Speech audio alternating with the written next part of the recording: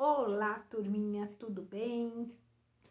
Quinta-feira, dia de Geografia e Arte. Então, nós vamos iniciar com Geografia. Então, pegue a sua apostila, abra na parte de Geografia, na página 200, onde a gente vai falar sobre cuidados com a natureza. O consumo excessivo. Como a gente viu, a gente vem falando nesse capítulo sobre a sociedade e o meio ambiente. Então, vamos ver aqui os cuidados com a natureza e sobre consumo excessivo e o quanto ela impacta o nosso meio ambiente. Então, vamos começar. Peguem o seu marca-texto, porque iremos utilizar. Uma importante mudança motivada pela chegada da indústria à sociedade foi a alteração nos hábitos de consumo. Então, marque aí. Uma importante mudança motivada pela chegada da indústria à sociedade foi a alteração nos hábitos de consumo. A indústria, ela promoveu a diversificação dos tipos de produtos comercializados e com isso as pessoas passaram a consumir cada vez mais. Então, antigamente a gente não tinha tantos tipos, tantos produtos à nossa mercê, e agora temos. Então isso gera com que a gente também passe a consumir mais, a comprar mais. Essa situação acabou por influir na natureza com o aumento do uso dos recursos naturais, da geração de lixo e da poluição. Então, novamente, você vai estar marcando com o seu marca-texto, destacando com marca-texto. Essa situação acabou de influir na natureza, com o aumento do uso de recursos naturais, da geração de lixo e da poluição. É o que a gente vai estar trabalhando aqui. Um exemplo simples em que podemos observar essas mudanças são as roupas. Antes era muito comum a produção de peças de roupa em casa, por meio de trabalhos artesanais, como tricô e crochê. Então, temos uma fotinho aqui, que é onde a pessoa está fazendo tricô, que é um trabalho de tecer os fios de lã manualmente, utilizando agulhas para a produção de roupas. Além disso, produzir em casa era mais barato que comprar roupas prontas. Desta forma, as pessoas utilizavam as roupas muito mais tempo e acabavam passando de uma pessoa para outra, o que ampliava muito o seu tempo de uso. Então, antigamente, as pessoas costuravam mais, elas compravam tecido e faziam as roupas. Elas teciam, No caso aqui, o tricô e o crochê também. Então, agora, com a chegada das indústrias, a gente passou a comprar mais e não produzir tanto em casa. O uso de uma roupa por muito tempo, ou mesmo até que chegue ao seu fim, acaba por reduzir os impactos na natureza, pois quando deixamos de usar uma roupa que ainda está em condições, acabamos por comprar uma nova, gerando lixo e poluição. Então, antigamente, a gente, além de ficar mais barato a produção em casa de roupas, as pessoas aproveitavam mais, passavam de geração para geração, de irmão mais velho para irmão mais novo, e utilizavam até o final, até ficar velhinha, ou as que não estavam tão boas utilizavam em casa, não para sair, As pessoas tinham roupas só para sair, roupas só para ficar em casa. Hoje a gente já mistura um pouco mais. Por quê? Porque a gente vai lá e compra outra, A gente acaba não usando até o final, ou não passa mais de irmão para irmão. A gente acaba indo comprar mais, a gente está mais consumista. Então, a gente vai lá e compra mais. Mesmo que não esteja precisando, eu quero esse de outra cor, eu quero mais uma da outra cor, eu quero essa desse modelo. Então, a gente está comprando mais mesmo, consumindo mais. Entretanto, não é só nas vestimentas que precisamos ter cuidado em relação ao que chamamos de consumo excessivo. Quando uma pessoa compra objetos e utensílios sem que realmente tenha a necessidade, isso também é chamado de consumo excessivo. Então, às vezes, eu vou lá e compro uma coisa que eu não estou precisando no momento. Ou eu compro essa coisa porque ela é de uma cor diferente da que eu tinha. Então, isso é consumo excessivo. Isso gera problemas para o meio ambiente. Muitos. É o que a gente vai estar vendo nessas partes nessas folhas, né? Páginas que nós vamos estar lendo. Aqui você tem, ó, uma loja de produtos eletrônicos nos Estados Unidos da América. Esses produtos, eles são rapidamente substituíveis por tecnologias mais inovadoras, o que gera lixo eletrônico e poluição. Então, a tecnologia está muito avançada, né? O celular de ontem hoje já está ultrapassado, porque a tecnologia está avançando cada dia mais. Mas, e o consumismo também. Você tem um celular agora, mas você quer consumir um outro, saiu um melhor, que tira foto melhor. Então, as pessoas fazem isso. As pessoas estão consumindo por consumir, né? Às vezes elas não têm necessidade. Às vezes o celular, ele faz todas as funções, ele tá ótimo, mas o que vem? Né? A propaganda chegou, é melhor, faz uma coisinha diferente, você vai lá e quer comprar um outro. É assim que as pessoas estão pensando ultimamente. E isso gera lixo eletrônico, que é outro tipo de lixo que nós vamos estar vendo aqui, que afeta muito o nosso planeta.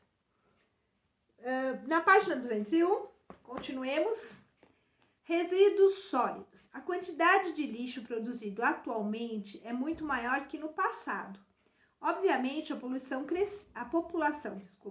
cresceu e mais produtos precisam ser produzidos. Certo? Isso está certo, né? A população cresceu e os produtos acabam sendo mais produzidos. A produção de lixo por pessoa também aumentou bastante nos últimos anos. Segundo os dados da Associação de Limpeza Pública e Resíduos Especiais, a ABRELP, a produção de lixo no Brasil aumentou muito entre os anos de 2003 e 2014. Então, aqui em 2014, eles já achavam que havia aumentado muito. Imagine agora que nós estamos em 2020. O que você acha aí? Claro que aumentou. Além disso, o estudo demonstrou que mais de 78 milhões de brasileiros não contam com o serviço de tratamento e destinação adequada de resíduos sólidos. Aqui ao lado a gente vai estar vendo no glossário que resíduos sólidos é todo material, substância, objeto ou bem descartado resultante da atividade humana. Então, são as embalagens que a gente usa, dos alimentos, dos produtos que a gente compra. Então, a gente viu aí que tem lugares ainda, pessoas que ainda não têm esse serviço, não contam com esse serviço de tratamento e destinação adequada desses resíduos sólidos. Por exemplo, na casa de vocês, aqui na minha casa, a gente conta com os coletores, né? Os coletores de lixo, que passam aqui no meu bairro de segunda, quarta e sexta. Em outros bairros, em outros horários. Então, a gente conta com isso. Então, esse lixo que a gente produz aqui, que são os lixos orgânicos, as cascas de frutas, de alimentos, a gente coloca certinho no dia destinado, no dia certinho, para que os coletores levem, esse é um serviço da prefeitura, levem para o lugar correto, um lugar destinado, e vai ser feito, né? Vai para o destino correto, mas temos ainda pessoas que não têm esse tipo de destino. Então, é o que a gente vai ver na próxima página aqui. Vamos lá. Agora, a gente vai conhecer, através de uma tabelinha aí, as embalagens aqui, o quanto tempo as embalagens que não são Ah, novamente, deixa eu só completar aí para vocês. Eu falei dos coletores de lixo que levam a parte do lixo úmido, né? Então, que é o orgânico, que é as cascas de fruta, as cascas de alimento, o papel higiênico, que realmente não pode ser reciclável. E aqui nós contamos, pelo menos aqui no meu bairro, a gente conta com a coleta seletiva, que é aquela das embalagens, né? Do vidro, do plástico, do metal, dos papéis. Então, toda terça-feira eles passam e levam. A Pro faz essa separação, a Pro separa, né, os tipos de lixo e nos dias determinados eu coloco para que eles sejam levados e tenham um destino correto. Bom, aqui então a gente vai ver, ó, voltando aqui, a gente vai ver na seção para saber mais, os impactos das embalagens no meio ambiente. Então, a gente vai estar vendo aqui nessa tabela que materiais como papel demoram de 3 a 6 meses para decompor, ou seja, para que ele seja diluído, né? Para que ele seja decomposto na natureza. Tecidos de 6 meses a 1 ano. Metal, gente, mais de 100 anos. Alumínio, mais de 200 anos. Plástico, sabe a sacolinha plástica? Aquela que a gente não deve jogar no mar, nem deixar na praia, nem em lugar nenhum. Ela demora mais de 400 anos. E o vidro, mais de 1000 anos para se decompor na natureza. Então, isso é um grande problema. A gente tem que aprender. Se você não recicla, se você você deve começar, né? Se aí na sua casa vocês não fazem essa reciclagem, é muito importante para o nosso planeta, para o nosso meio ambiente, para gerações futuras, certo? Vamos dar uma olhadinha aqui na página 202. Muito tempo atrás, os produtos alimentícios, na maioria das vezes, era vendido a granel, ou seja, eles eram soltos, né? Eles eram colocados em recipientes, a gente ia até lá, cada pessoa pegava a quantidade que necessitava, geralmente pelo peso, né? E aí eu pedia lá quanto eu queria, eu quero 1 quilo, quero 200 gramas, e assim por diante. A pessoa pesava, colocava num saquinho de papel, que como a gente viu aqui, o saquinho de papel, ele demora menos, né, de 3 a 6 meses para se decompor na natureza, do que uma embalagem plástica, que demora o quê? Mais de 400 anos.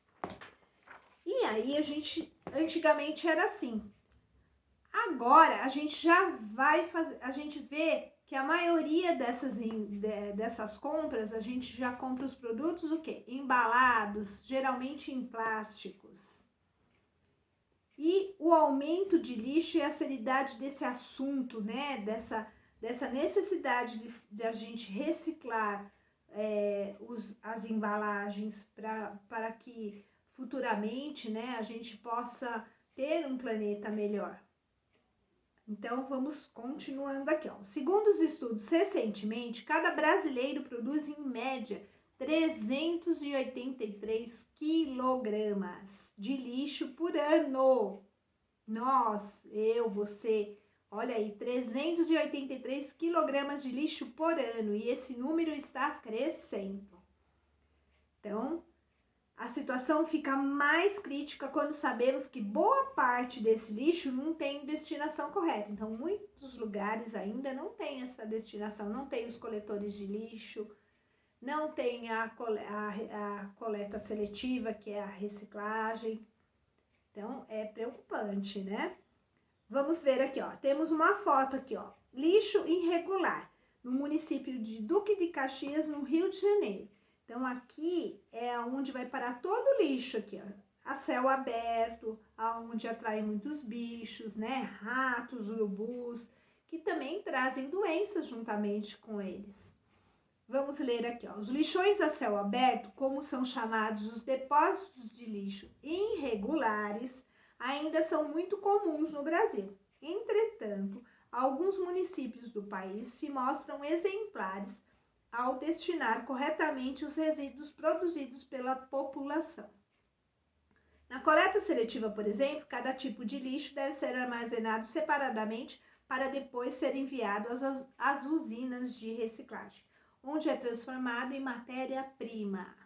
Então, a gente tem aqui os exemplos, ó. Temos as lixeiras, né, que a gente já conhece, que a gente já sabe que cada cor é feita para que você jogue corretamente o que se pede, né? Então, a gente tem aí, ó, na vermelha a gente tem plástico, deve ser jogado as embalagens de plástico, tudo que é de plástico lá.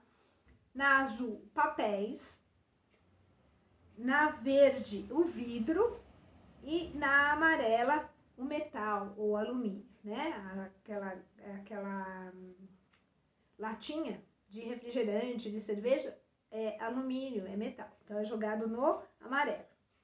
E do lado a gente tem a figura de uma pessoa, né, de um trabalhador que está separando manualmente os materiais para reciclagem. Então, geralmente a gente coloca lá no mesmo saco esses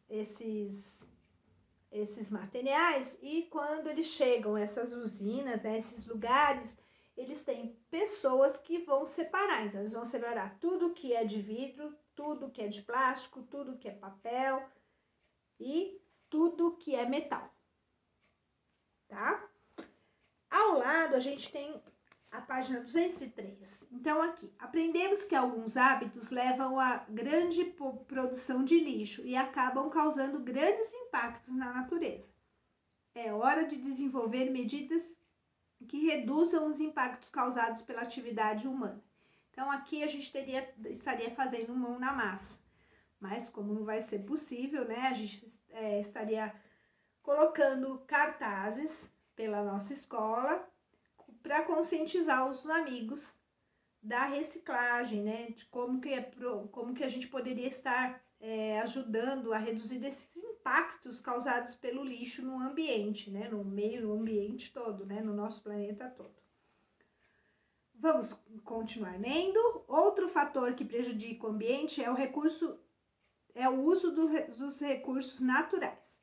Materiais disponíveis na natureza e por ela criados, que são utilizados pelas sociedades no seu desenvolvimento. Desde o seu início, as sociedades exploram os recursos naturais para servir de matéria-prima ou energia. Como exemplo, podemos citar minérios, vegetais, animais, água, solo, entre outros.